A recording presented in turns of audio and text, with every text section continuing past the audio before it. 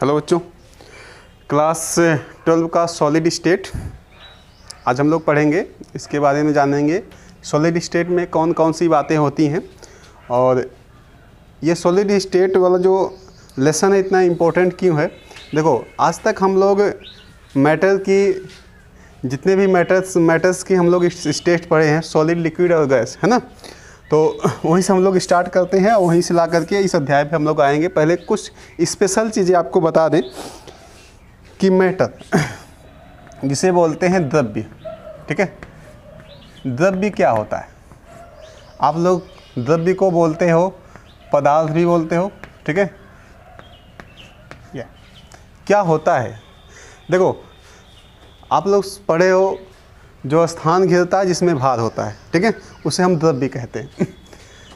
द्रव्य की 3 अवस्थाएं होती हैं। उन तीनों अवस्थाओं को आपको समझाते हैं पहले, फिर अध्याय में हम लोग घुस जाएंगे, ठीक है। देखो, द्रव्य की 3 अवस्थाएं, एक सॉलिड, दूसरी लिक्विड, ठीक, और तीसरी होती है गैस अवस्था। ये 3 मुख्य अवस्थाएं हैं, ठीक है। वैसे भी कोलाइडियल स्टेट है, कोलाइडीय अवस्था है, तरल अवस्था है, तो उन सब के बारे में हम लोग अभी जनरली इनके बारे में नहीं जानेंगे। हम लोग सिर्फ सॉलिड स्टेट, लिक्विड और गैस के बारे में जान रहे हैं, ठीक है। कुछ विशेष बातें जो हम लोग पीछे पढ़ चुके हैं उसी के बारे में हम लोग बात कर रहे हैं और उसी के बारे में देखेंगे। देखो, जो सॉलिड होता है उस सॉलिड में ऐसे कुछ छोटे छोटे आपको कण शुरू से दिखाई देते हैं, ठीक है। ये जो कण हैं, ये कण परमाणु हो सकते हैं, अणु हो सकते हैं या आयंस हो सकते हैं, ठीक है। अब रही बात इनमें, ये जो परमाणु, अणु या आयंस हैं, इसे हम लोग बोलते हैं अवयवी कण। क्या बोलते हैं? अवयवी कण, पार्टिसिपेंट पार्टिकल्स, ठीक है। अवयवी कण, या इसे हम लोग बोल सकते हैं घटक कण।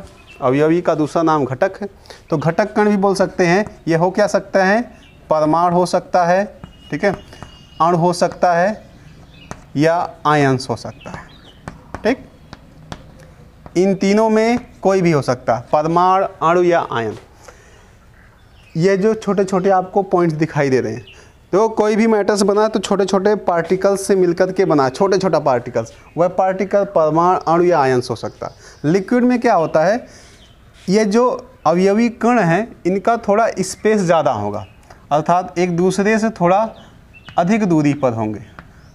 एक दूसरे, जो ये अवयवी कण है, एक दूसरे पर कम आकर्षण बल, इसकी तुलना में इसमें कम आकर्षण बल होगा, ठीक है। थोड़ा दूर दूर होंगे। देखो, इतनी दूर दूर। ये भी है, कुछ भी हो सकता है, परमाणु हो सकता है, अणु हो सकता है, आयन हो सकता है। ये लिक्विड है और ये गैस है। गैस में जनरली बहुत दूर दूर होते हैं अवयवी कण। और इसको हम लोग जो पढ़े हैं, हम लोग पीछे जितना भी रिविजन्स किए क्लास 9 से लेकर के, क्या पढ़े हैं? सॉलिड से लिक्विड, कोई स्टेट है जो सॉलिड से लिक्विड में जाता है, तो इसे हम लोग कहते हैं मेल्टिंग। इसे कहते हैं मेल्टिंग। मेल्टिंग का मतलब क्या है? गलनांक। गलनांक वह ताप का वह अंक जिस पर सॉलिड लिक्विड में बदल जाता है, उसे हम गलनांक बोलते हैं। और इस क्रिया को हम कहते हैं मेल्टिंग, गलन कहते हैं। क्या कहते हैं? गलन। तो गलन, इसे तो हम बोलेंगे गलन, ठीक है। और जिस टेम्परेचर पर यह क्रिया होगी उसे हम बोलेंगे मेल्टिंग पॉइंट, अर्थात EMP, ठीक।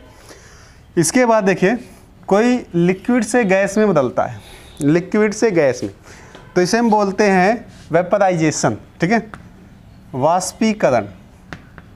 इसे हम लोग क्या बोल देते हैं? वाष्पीकरण। अब वाष्पीकरण 2 तरह से होता है।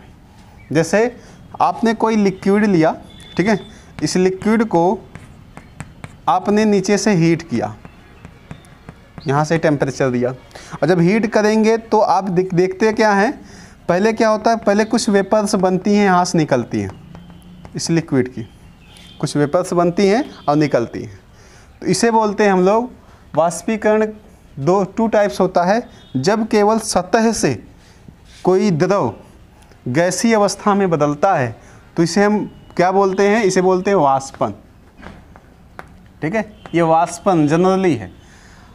और जब वाष्पीकरण क्रिया इतने तेज़ी से होने लगे कि इस लिक्विड के प्रत्येक सतह से जहाँ है और वहीं से वह गैसीय अवस्था में बदलना स्टार्ट हो जाए, तो आप देखते हैं इस द्रव की सतह पर बॉयल निकलते हैं, अर्थात बुलबुले निकलते हैं। और इस क्रिया को हम लोग बोलते हैं क्वथन। क्या बोलते हैं? क्वथन। ये क्वथन है। तो वाष्पीकरण टू टाइप्स, वाष्पन और क्वथन, और वेपराइजेशंस, और हम लोग इसे बोलते हैं बॉइलिंग। ठीक है, अभी इसमें इम्पोर्टेंट है बॉइलिंग, अर्थात ये बॉइलिंग है, इसको आप लोग पढ़ चुके हैं, पर वहीं से बातें हमें उठानी पड़ेंगी, जब तक वहाँ से उठाएंगे नहीं तो आपको समझ में आएगा नहीं। ठीक है, और जिस टेम्परेचर पर किसी भी लिक्विड में बॉईल होता है उसे हम बोलते हैं बीपी, अर्थात इस लिक्विड का बीपी है। इस लिक्विड का बीपी का मतलब इस लिक्विड का ये बॉइलिंग पॉइंट है। ठीक, अब देखिए गैस से लिक्विड में बदलना, गैस से लिक्विड में बदलने की क्रिया को बोलते हैं हम लोग संघनन। क्या बोलते हैं? संघनन। और यह संघनन हम लोग बहुत दिनों से देखते भी हैं। जैसे देखिए दिन भर मौसम गर्म रहता है तो जितने भी पानी है गड्ढे नाले में इत्यादि जगह पानी है वह किस में बदलता है? वह गैस में बदलता है। और जैसे मौसम शाम को ठंडा होता है, रात भर विकिरण की वजह से ठंडा होता है, तो वह गैस किस में बदल जाती है?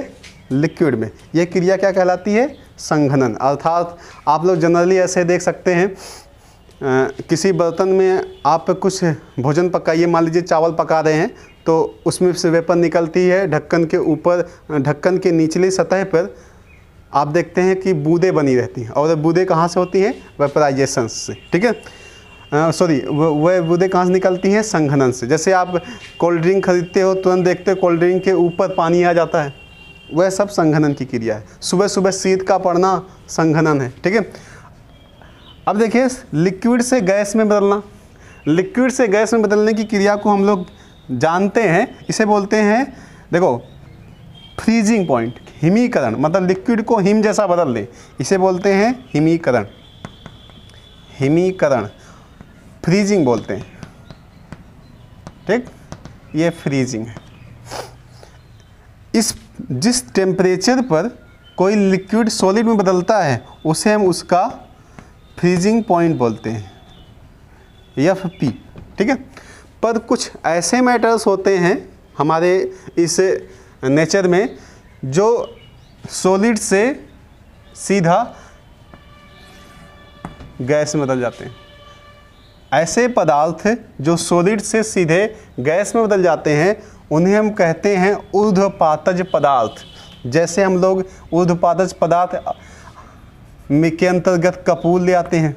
कपूर आप लोग जलाए होंगे, कई बार देखते होंगे, कभी लिक्विड नहीं बदलता।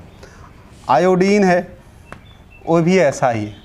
ठीक है, NH4Cl है, अमोनियम क्लोराइड है। ये सब ऐसे कुछ पदार्थ हैं जो लिक्विड को लाइक नहीं करते, सीधा सॉलिड से गैस में बदल जाते हैं।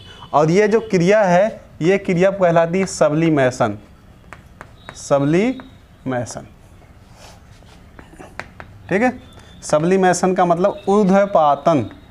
ये क्रिया ऊर्ध्वपातन कहलाई। और कुछ ऐसी भी गैसें होती हैं जो गैस से सीधे सॉलिड में बदलती हैं, लिक्विड को पसंद नहीं करती। यह क्रिया कहलाएगी निक्षेपण। क्या कहलाएगी? निक्षेपण। ठीक, और एक गैस का नाम बता दें जो अधिकतर कोल्ड ड्रिंक में यूज़ की जाती है, वह यह है CO2। इसीलिए CO2 जब -38 डिग्री सेल्सियस पर सॉलिड में बदलता है तो उसे हम बोलते हैं शुष्क बर्फ़। शुष्क बर्फ़ इसीलिए बोलते हैं क्योंकि ये लिक्विड में नहीं बदलती, गैस सीधे किस में बदल जाती है? सीधे सीधे सॉलिड में बदल जाती है। तो यहाँ से इस लेसन्स को जब हम लोग स्टार्ट कर रहे हैं सॉलिड स्टेट वाले को, तो ये सब चीज़ें हमें जनरली जाननी पड़ेंगी और ये एक दूसरे से कांटेक्ट में रहते हैं, ठीक है। पर ये सॉलिड स्टेट जो है, ये सॉलिड इतना इम्पोर्टेंट क्यों हुआ, ये जानना बहुत ज़रूरी है। हम लोग क्या देते हैं, इसकी डिफिनीशन देते हैं जिसकी शेप और वॉल्यूम दोनों डिफिनिट होते हैं, अर्थात जिसका आकार आयतन निश्चित होता है उसे हम लोग क्या बोल देते हैं, सॉलिड बोल देते हैं। यहाँ क्या कहते हैं, जिसका आकार अनिश्चित हो लेकिन आयतन निश्चित हो। जैसे 1 लीटर पानी है, गिलास में डालो, गिलास के आकार का हो जाएगा, थाली में डालोगे थाली के आकार का हो जाएगा, ज़मीन पे गिरा दोगे तो ज़मीन के आकार का। जैसे आकार इसका चेंज हो जाता है, ये आकार बार बार चेंज करता है, पर इसका आयतन चेंज नहीं होता। 1 लीटर तो 1 ही लीटर रहेगा। यह इसका आकार आयतन जैसा है जैसे ये चाक है, यह सॉलिड, ये ऐसे के ऐसे ही पड़ा रहेगा, ठीक है। इसके जो पार्टिसिपेंट पार्टिकल्स वे कहीं जाएंगे नहीं, वह ही कहीं पड़े रहेंगे, इसलिए इसका आकार आयतन निश्चित होता है। गैस, कोई लिक्विड, कोई लकड़ी है, उसको जलाओ, उसमें से गैस निकले, कितना निकलेगी, कहाँ गैस जाएगी, कितना आयतन घेरेगी, कुछ पता नहीं। इसलिए गैसों का आयतन आकार दोनों अनिश्चित होता है। ये हम लोग जनरली पीछे पढ़ चुके हैं, इस अध्याय के अंतर्गत हम लोग थोड़ा जानना चाहते थे। तो देखिए, पदार्थ की 3 अवस्थाएं, सॉलिड, लिक्विड, गैस। अब हम लोग किसको पढ़ेंगे, सीधा हम लोग सीधा पढ़ेंगे सॉलिड पदार्थ जो ये है सॉलिड, इसका पूरा अध्याय, ठीक है। और बहुत ही इम्पोर्टेंट अध्याय है, इसको हमें पूरी तरह से समझना पड़ेगा। तो चलिए देखिए, अध्याय को हम लिखवाएंगे भी आपके साथ, अर्थात आप नोट्स बनाना चाहते हैं तो बना सकते हैं, इसमें कोई दिक्कत नहीं है। और क्या इंट्रोडक्शन लिखना है, देखो ज़्यादा लिखवाएंगे नहीं, बस थोड़ा थोड़ा, क्योंकि जितना ज़रूरी है उतना तो बहुत ज़रूरी, क्योंकि हम लोग एक बार ऑनलाइन क्लास देख लेते हैं, फिर उसके बाद छोड़ देते हैं बहुत सारी चीज़ें, फिर उसके बाद और जब वही चीज़ें हम लोग एक एक चीज़ करके लिखते हैं तो दिमाग में एक एक चीज़ बैठती है, ठीक है। तो लेसन हमारा चैप्टर्स जो है, चैप्टर फर्स्ट है जिसका नाम है सॉलिड स्टेट, ठीक, सॉलिड स्टेट। हिंदी में इसका नाम है ठोस अवस्था, ठोस अवस्था।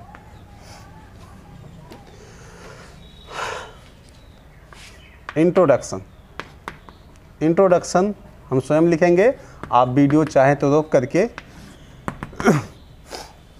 पूरा लिख सकते हैं, ठीक है, नहीं रहने दो। देखो इसमें क्या क्या लिखना है, बहुत सारा लिखने की ज़रूरत नहीं है, जितना हमें जानकारी जितनी ज़रूरी है उतना लिखेंगे, ठीक है। तो लिखेंगे पदार्थ की मुख्यतः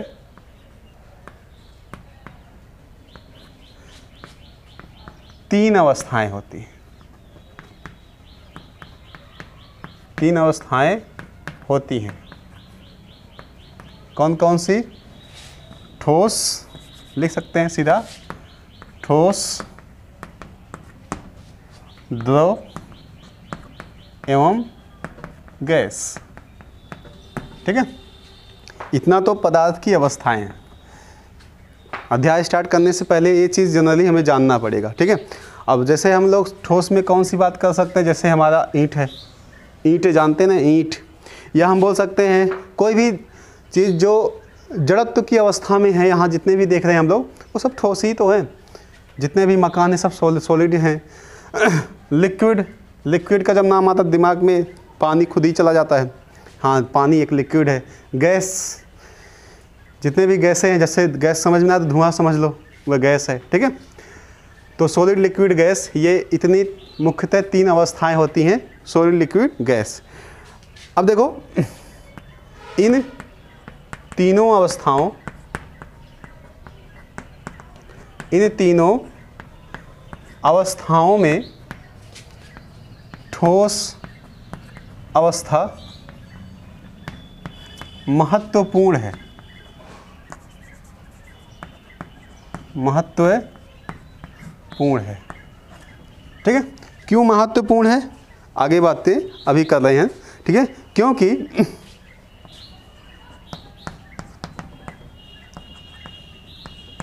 ठोस कुछ मुख्य गुण, कुछ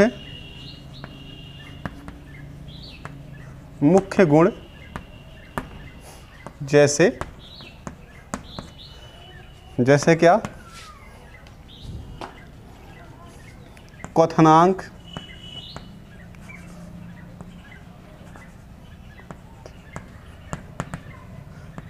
देखो सभी ठोस का क्वथनांक एक जैसा नहीं होता है, तो सॉलिड, लेकिन किसी का 70 है तो किसी का 170 है। आखिर ऐसा क्यों हुआ?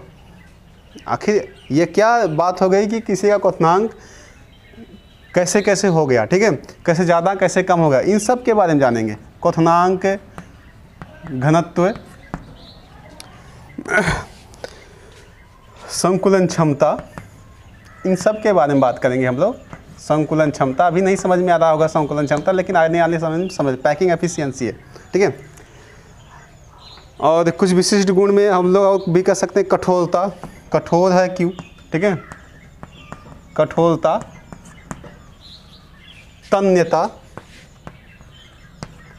तन्यता, भंगुरता, ETC। ठीक है, प्रदर्शित करते हैं।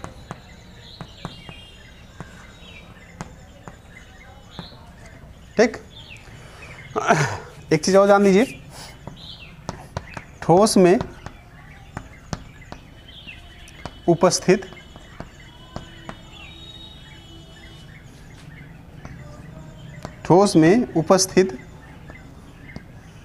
अवयवी कण,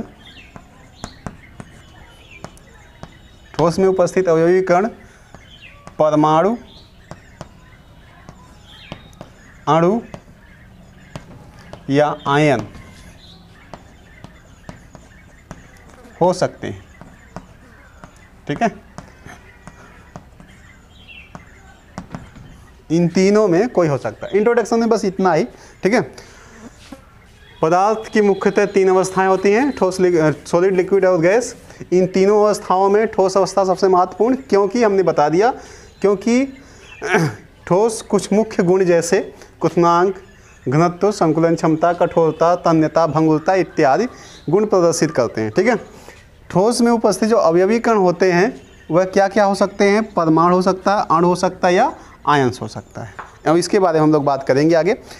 थोड़ा इसकी हम लोग परिभाषा लिख लेते हैं। ठीक है, इसी इंट्रोडक्शन के अंतर्गत अब लोग हम लिखेंगे परिभाषा। ठीक है, परिभाषा आज तक पढ़े हैं, थोड़ा सा उसमें और मिर्च मसाला लगाएंगे ताकि और बढ़िया हो जाए, क्योंकि अब क्लास 12 की ये क्या नाम है? परिभाषा है। तो लिख सकते हैं द्रव्य की वह अवस्था, द्रव्य की वह अवस्था जिसका आकार एवं आयतन निश्चित होता है,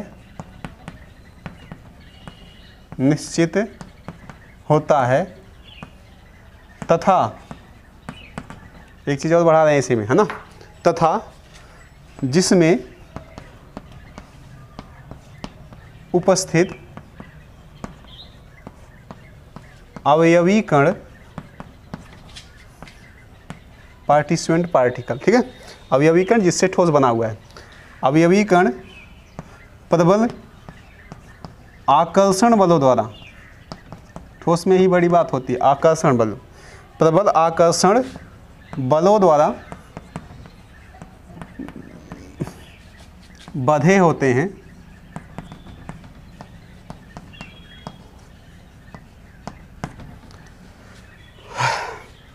ठोस अवस्था कहलाती है।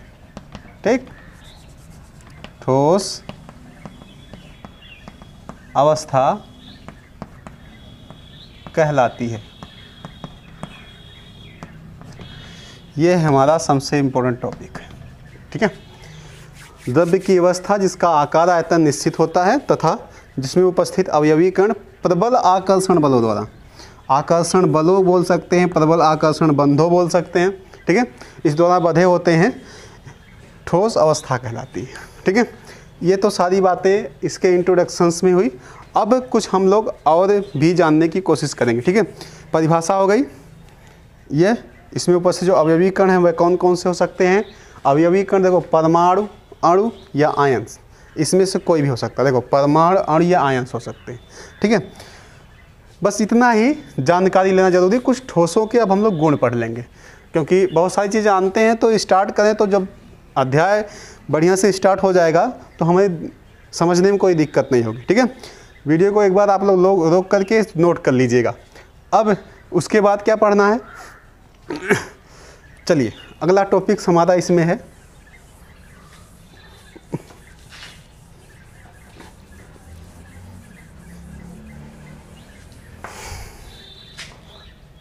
चलिए अगला टॉपिक देखिए, ठोसों के गुण।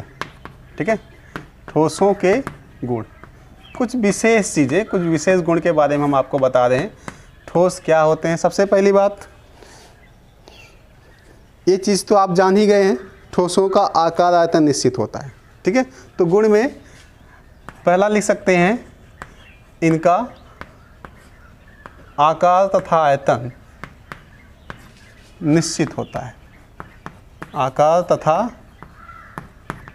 आयतन निश्चित होता है।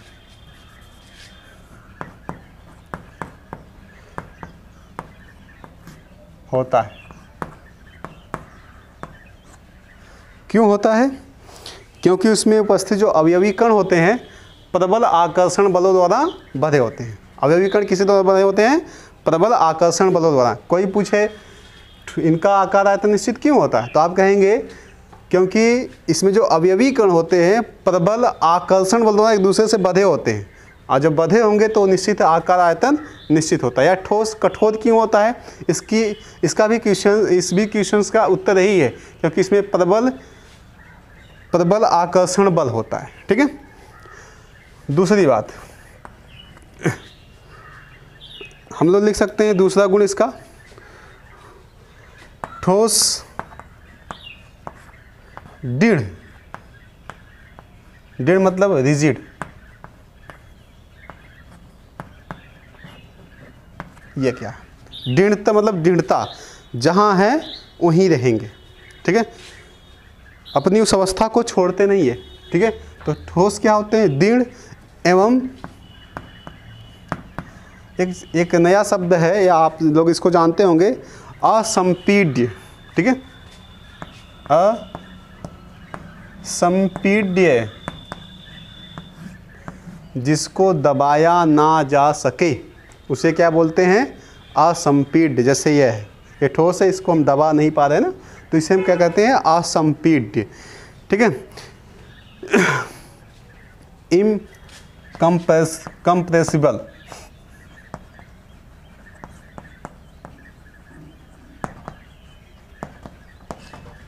असंपीड्य होते हैं। चलो ये गुण हो गया, पहला गुण हो गया। तीसरा गुण और पढ़ लेते हैं। तीसरे गुण के बारे में और कुछ जानकारी इकट्ठा कर लेते हैं। इनका जो घनत्व होता है, घनत्व पर हम लोग सवाल भी ध्यान लगाएंगे। ठीक है, पर कुछ और चीज़ जान लेते हैं। इनका घनत्व उच्च, घनत्व एवं बोल सकते हैं घनत्व एवं यांत्रिक शक्ति। यांत्रिक शक्ति, यांत्रिक शक्ति क्या होती है? किसी भी सॉलिड है, कोई भी स्टेट है, उसके अंदर जो जितनी भी एनर्जी है वो सारी एनर्जियाँ उससे क्या है? यांत्रिक शक्ति है। ठीक है, घनत्व और उसकी आंतरिक शक्ति, इनका घनत्व तथा आंतरिक शक्ति उच्च होता है। उच्च होता है, क्या होती है? ठीक है, ये तीसरी चीज़। चौथी चीज़ क्या हो सकती है? देखो, अगर हम इन्हें गर्म करें, ठीक है, तो क्या होगा? गर्म करने पर कोई भी ठोस है तो किस में बदलेगा? द्रव में, ठीक है। गर्म करने पर, ये तो जनरली बात है, गर्म करने पर ठोस द्रव में बदल जाते हैं। अब कुछ एक्सेप्शंस हैं तो अलग की बात है, उनकी अलग बातें होती हैं। सब्लिमेशन, ऊर्ध्वपातन वाली अलग बात है। ठोस गर्म करने पर ठोस द्रव में बदल जाते हैं, बदल जाते हैं। क्यों बदल जाते हैं, क्या होता है, उन सब के बारे में हम लोग अभी आगे पढ़ने वाले हैं। ये ठोसे के गुण में है, अगर आप ठोसो गुण में लिखना चाहते हैं लिख भी सकते हैं। ये 4 मुख्यतः हैं और इनकी संकुलन क्षमताएं भी होती हैं, ठीक है। और ठोसों के भी बहुत सारे गुण हैं। ठोस के टाइप्स पढ़ेंगे। जब तक हम ठोस के टाइप्स नहीं पढ़ेंगे तब तक हम ठोसों में अभी कन्फ्यूजन्स में रहेंगे, ठीक है। कुछ ऐसे होते हैं जिनको हम मोड़ ओढ़ भी सकते हैं और कुछ ऐसे जिनको हम मोड़ ही नहीं सकते। जैसे मान लीजिए कोई कपड़ा है, उसको आप बार बार मोड़ सकते हो। पेन है, मोड़ सकते हो उसे, लेकिन लोहे की छड़ है, उसे भी एक तरह से मोड़ सकते हो। लेकिन कुछ ऐसे हैं जिनको आप मोड़ नहीं सकते, वह उसी तरह से बंधे रहते हैं, ठीक है। तो कुछ ऐसे पदार्थ होते हैं जो छोटे छोटे कणों में अलग हो जाते हैं, छोटे छोटे कणों से मिलकर बने होते हैं। और कुछ ऐसे होते हैं जो छोटे कणों से मिलकर बने होते हैं लेकिन कुछ उनका कोई क्रम नहीं होता, ठीक है।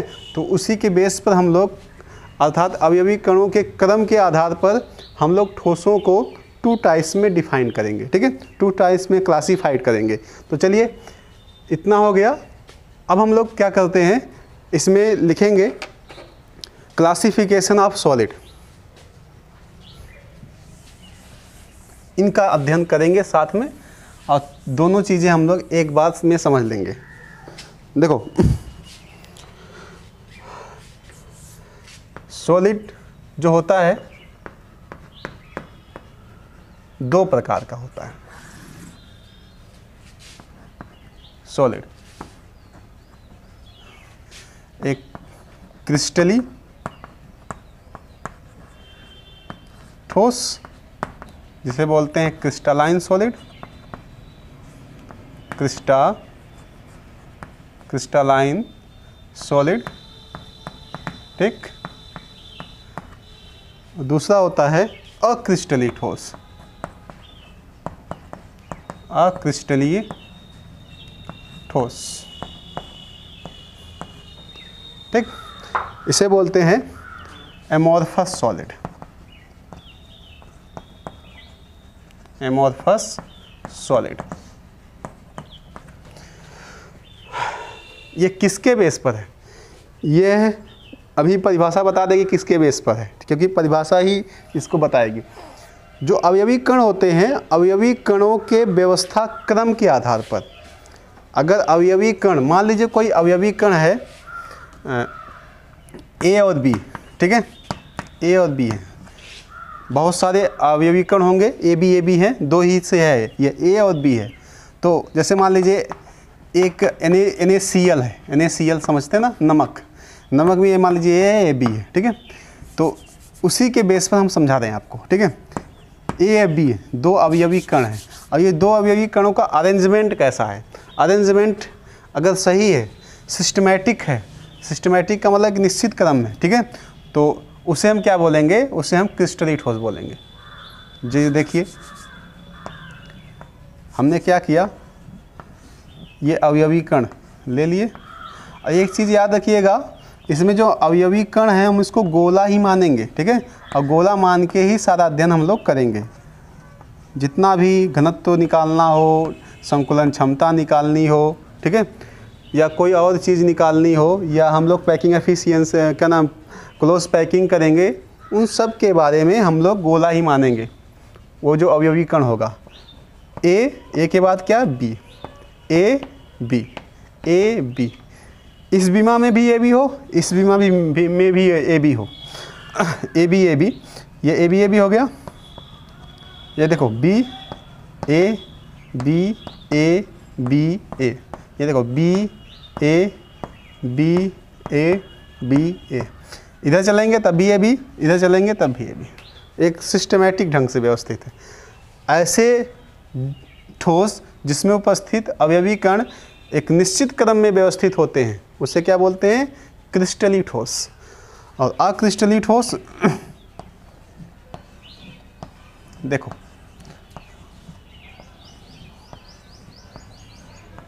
रैंडम अरेंजमेंट होता है, अर्थात अनिश्चित क्रम होता है, इसमें कोई क्रम निश्चित नहीं होता।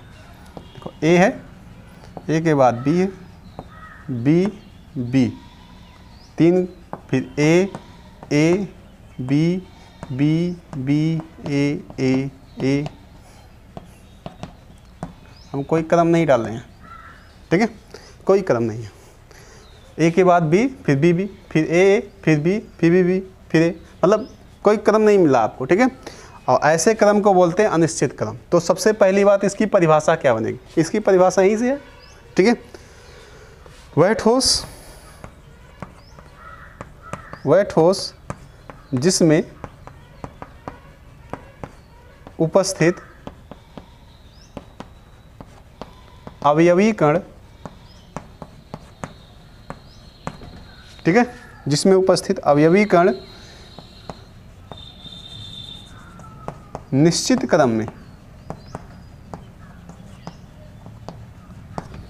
क्रम में व्यवस्थित होते हैं या व्यवस्थित रहते हैं, उसे क्रिस्टलीय ठोस कहते हैं, ठीक, क्रिस्टलीय ठोस कहते हैं। यह हो गया। इसकी परिभाषा लिख सकते हैं, वह ठोस जिसमें उपस्थित अवयवी कण अनिश्चित क्रम में होते हैं अक्रिस्टलीय ठोस कहते हैं, उन्हें कहते हैं। अब जैसे कुछ एग्जाम्पल्स दे देते हैं, जैसे NaCl, नमक के बारे में तो आप लोगों ने सुना होगा। NaCl हो गया। जितने भी मतलब यस ब्लॉक में जितने फर्स्ट ए वाले हैं, मतलब क्षार धातुओं के हैलाइड, मुख्यतः वो सब किस में आएंगे? इसी में आएंगे, ठीक है। NaCl, KCl, ये सब हो गए। ग्रेफाइट हो गया, कार्बन का अपर रूप है ये। हीरा हो गया, डायमंड, ये हो गया। कोई मेटल्स हो गया, जैसे Fe, Zn, है ना, ये सब के सब इसी में आते हैं। ETC बोल देते हैं, ETC इसमें कौन होते हैं? इनका एग्जाम्पल आपके लिए बहुत है, ठीक है। सबसे पहली बात, कांच। परिभाषा आप लोग लिख लीजिएगा, ठीक है, इसी के बेस पर। वह ठोस जिसमें उपस्थित अवयवी कण अनिश्चित क्रम में व्यवस्थित होते हैं उसे अक्रिस्टलीय या एमॉर्फस सॉलिड कहते हैं, ठीक है। इसमें एग्जाम्पल लिख रहे हैं, कांच जिसे कहते हैं, एक नया नाम है इसका, अतिशीतित द्रव। अतिशीतित द्रव क्यों कहते हैं? देखो, कांच में बहुत स्लो बहने की टेंडेंसी पाई जाती है, बहुत स्लो ये बहता है, ठीक है, स्लोली बहुत धीरे धीरे बहता है, इसलिए इसे अतिशीतित द्रव कहते हैं। ऐसा गुण इसमें देखा गया है, कांच, ठीक है। दूसरी बात, प्लास्टिक, ठीक है,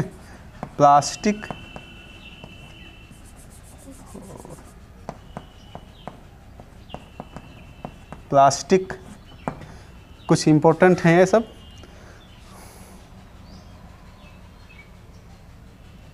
रबर, कागज बोल सकते हैं, लकड़ी बोल सकते हैं, या अक्रिस्टलीय कोई सिलिका है, एक अक्रिस्टलीय सिलिका भी इसी में आता है, ठीक है। अक्रिस्टलीय सिलिका, वैसे जो सिलिका है, जो क्रिस्टलीय सिलिका वह इसमें आएगा, ठीक है, लेकिन अक्रिस्टलीय सामने लग गया तो वह क्या हो जाएगा? सीधा अक्रिस्टलीय, ठीक है। और सभी बहुलक तथा सभी बोल सकते हैं, सभी बहुलक, तथा नहीं बोल सकते अभी, सभी बहुलक। बहुलक मतलब क्या? सभी बहुलक में कौन कौन से आएंगे? जैसे LDPE, सभी बहुलक में जैसे LDPE, लो डेंसिटी पॉलीएथिलीन, जिसे हम लोग क्या बोलते हैं, हमेशा लोग जनरली प्लास्टिक बोलते हैं, जिसमें हम लोग कोई भी सामान खरीदते हैं जिसे हम पन्नी पन्नी बोलते हैं ना, वह LDPE है। HDPE भी इसी में आएगा। कुछ विशेष होते हैं, देखो PVC पॉलीवाइनिल क्लोराइड, PVC पॉलीवाइनिल क्लोराइड हो गया। और क्या हो जाएगा, PVC, LDPE और टेफ्लॉन हो गया, टेफ्लॉन। एक होता है यूरिया रेजिन, यूरिया रेजिन, ये सब इसी में आते हैं। ठीक है, सब इसी में हो गए, यूरिया रेजिन, ये सब इसी के अंतर्गत लाए जाएंगे। ठीक है, तो क्रिस्टली अक्रिस्टली ठोस क्या है, एक बार फिर से आपको रिवाइज करवा देते हैं। क्रिस्टली ठोस देखो सॉलिड को 2 टाइप्स में बांटा गया है। किसके बेस पर, उसमें जो उपस्थित अवयवी कण हैं उसके अरेंजमेंट के बेस पर, अरेंजमेंट के बेस पर ही हम लोग इसकी परिभाषा देते हैं, और उसी के बेस पर हम लोग सॉलिड को 2 टाइप्स में क्लासीफाइड करते हैं। वह ठोस जिसमें उपस्थित अवयवी कण निश्चित क्रम में व्यवस्थित होते हैं, एक सिस्टमेटिकली ढंग से व्यवस्थित होते हैं, उसे हम लोग क्या बोलते हैं, क्रिस्टली ठोस। कुछ एग्जाम्पल दे दिया आपको, ये एग्जाम्पल हो गए। ठीक है, अक्रिस्टली ठोस जिसे हम लोग बोलते हैं जिसमें उपस्थित अवयवी कण अनिश्चित क्रम में, कोई क्रम नहीं होता, देखो यहाँ कोई क्रम नहीं, इसीलिए हम इसे क्या बोलते हैं, अक्रिस्टली ठोस। इसमें एग्जाम्पल्स क्या बोल सकते हैं हम लोग, कांच, अतिशीतित द्रव। अतिशीतित द्रव का मतलब ये जिसमें थोड़ा बहने की टेंडेंसी हो, मतलब साल 2 साल या बहुत दिन बाद हम सॉलिड रख दें, ऐसा कोई ठोस हो, वह फ्लो हो जाए, मतलब उसमें बहने की टेंडेंसी पाई, उसे हम लोग अतिशीतित द्रव बोलते हैं। प्लास्टिक, आप प्लास्टिक जनरली जानते हैं, रबर, कागज़, लकड़ी, सिलिका, सभी बहुलक इस सब में आ जाएंगे। इन दोनों में और स्पष्टता लाने के लिए हम दोनों का पूरी तरह से तुलनात्मक अध्ययन अभी करने वाले हैं। ठीक है, ताकि ये टॉपिक्स पूरी तरह से हम लोग समझ लें और इन सब के बारे में बातें समझ लें। ठीक है, तो चलिए तुलनात्मक अध्ययन करने वाले हैं। तो ये आप लोग सॉलिड को ऐसे बना करके ऐसे लिख सकते हैं परिभाषा इसकी, अपनी कॉपी में भी आप ऐसे नोट कर सकते हैं। ठीक है, इसके बाद आप लोग वीडियो रोक सकते हैं और वीडियो रोक करके नोट कर लीजिए, फिर आगे अगला टॉपिक्स क्या है इस सॉलिड स्टेट में उसको लिखते हैं। ठीक है,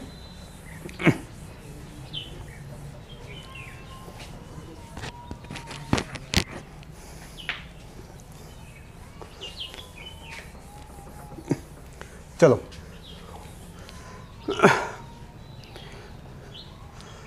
हम लोग लिखेंगे, देखो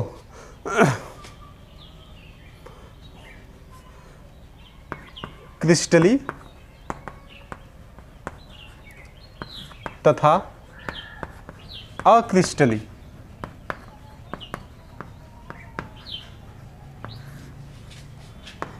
ठोसों का तुलनात्मक अध्ययन, तुलनात्मक अध्ययन। ठीक है, इसे हम तुलनात्मक अध्ययन को अंतर भी बोल सकते हैं। अगर क्रिस्टली अक्रिस्टली में आपको अंतर के बारे में पूछा जाए तब भी आप यही लिखेंगे जो हम आपको लिखवाने जा रहे हैं। बहुत शॉर्ट में इसको समझेंगे। एक तरफ लिखेंगे क्रिस्टलाइन, क्रिस्टलाइन सॉलिड, और दूसरी तरफ एमॉर्फस सॉलिड्स, एमॉर्फस सॉलिड। ठीक, देखो कुछ चीज़ें हमें समझनी पड़ेगी, यहाँ से हम आपको चित्र बनाकर ही समझा पाएंगे। देखिए ये इसमें एक निश्चित कदम है। ठीक है,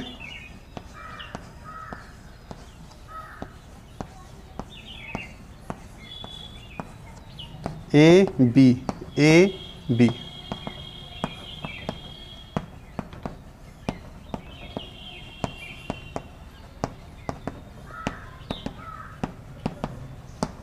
ये देखो निश्चित कदम।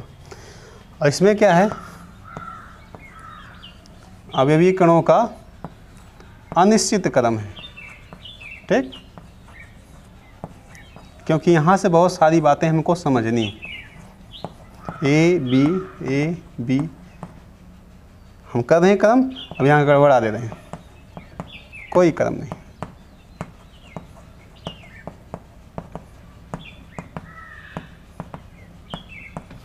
ये जब ध्यान से देखिए, पहला इसमें तुलनात्मक अध्ययन क्या होगा।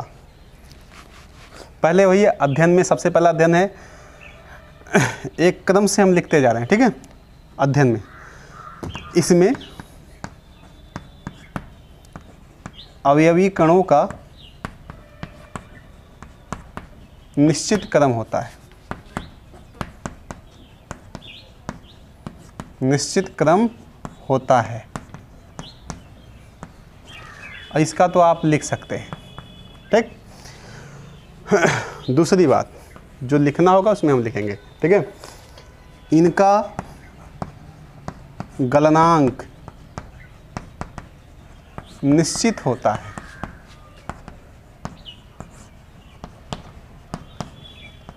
कहने का मतलब यह है, निश्चित का मतलब जैसे मान लीजिए किसी गलनांक 450 डिग्री सेल्सियस है, कोई ठोस है, तो 450 डिग्री सेल्सियस पर वह अपनी ठोस अवस्था को छोड़ देगा, अर्थात वह जिसमें भी बदलना चाहता है, लिक्विड में वह बदल जाएगा जब यह टेम्परेचर यहाँ इसको मिलेगा तब। ऐसा क्यों होता है, क्यों निश्चित होता है। देखिए यहाँ ए बी है, हर जगह आप देख रहे हैं ए बी है, और जब हर जगह ए बी है तो ए और बी के पार्टिकल्स के बीच समान ऊर्जा है, और जब समान ऊर्जा है तो समान ताप पर वह ऊर्जा विखंडित हो जाएगी।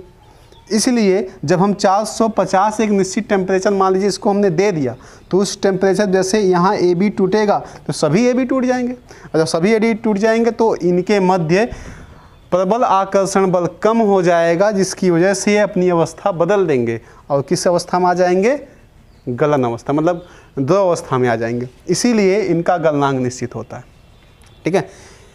इसमें लिखेंगे इनका गलनांक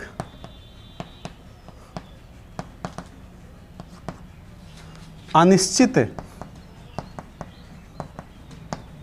तथा ताप के एक रेंज में होता है,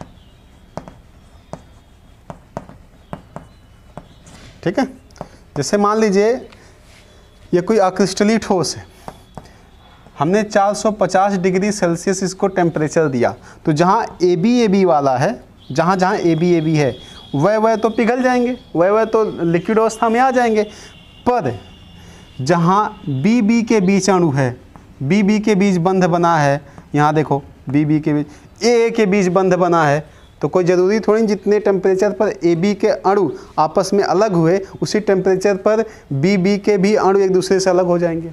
इसीलिए हो सकता है बी जो है, बी और बी के बीच जो बॉन्ड है वह 490 डिग्री सेल्सियस पर जा रहा है, और ये ए के बीच जो बॉन्ड है ये मान लीजिए 470 पर जा रहा है।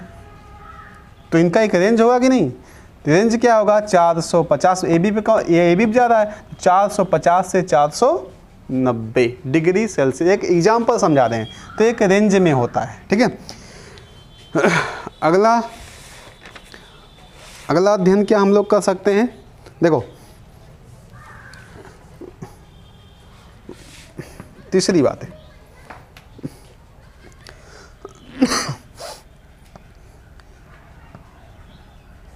इसमें उपस्थित अवयवी कण, इसमें उपस्थित अवयवी कण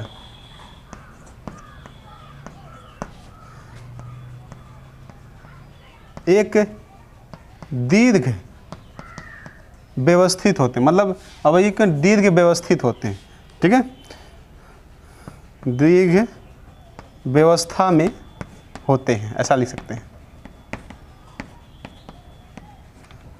अर्थात ए बी रहेगा तो जुड़ता चला जाएगा, ठीक है, ऐसा इसमें देखा गया। और इसमें ज़्यादा दूर तक नहीं होते, तो इसमें सीधा बोल सकते हैं, इसमें लघु परास व्यवस्था पाई जाती है।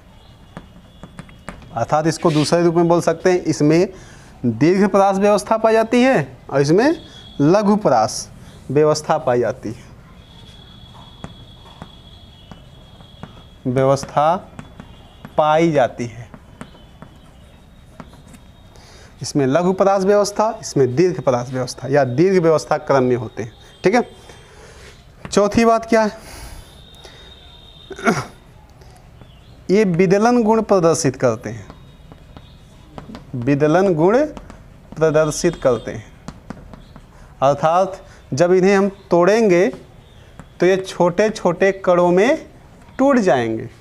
विदलन गुण प्रदर्शित करते हैं, छोटे छोटे कण टूटना। ठीक है। ये विदलन गुण प्रदर्शित नहीं करते। कोई प्लास्टिक ही, जनरली आप लोग प्लास्टिक देख लो, प्लास्टिक तोड़ोगे तो क्या छोटे छोटे कण टूटेगा? नहीं टूटेगा। तो विदलन गुण प्रदर्शित नहीं करते। अगला कुछ और अध्ययन कर लेते हैं हम लोग जल्दी जल्दी। वीडियो थोड़ी लंबी हो रही है लेकिन समझ लेंगे तो अच्छा होगा। ठीक है। ये सत्य ठोस है। सत्य को बोल सकते हैं वास्तविक, ट्रू सॉलिड। ठीक है। वास्तविक ठोस होते हैं,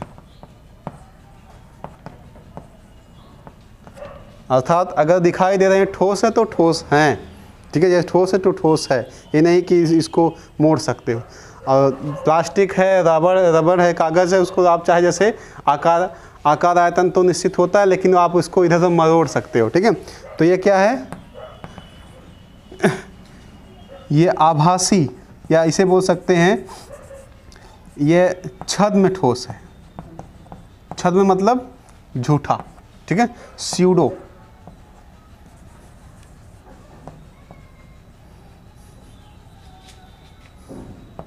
स्यूडो, स्यूडो,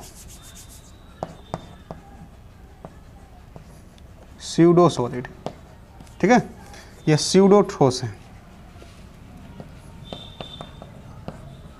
होते हैं।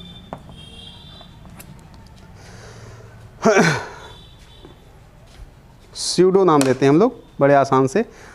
और एक और अंतर कर लेते हैं। ठीक है। एक और तुलनात्मक अध्ययन कर लेते हैं। काटने पर यह चिकनी सतह से कटते हैं, सतह से कटते हैं, मतलब जहाँ से काटेंगे वही कटेंगे, और ये चिकनी सतह से नहीं कटते, अर्थात काटने पर अनिश्चित सतह से कटते हैं। छठवां अंतर हो सकता है, काटने पर अनिश्चित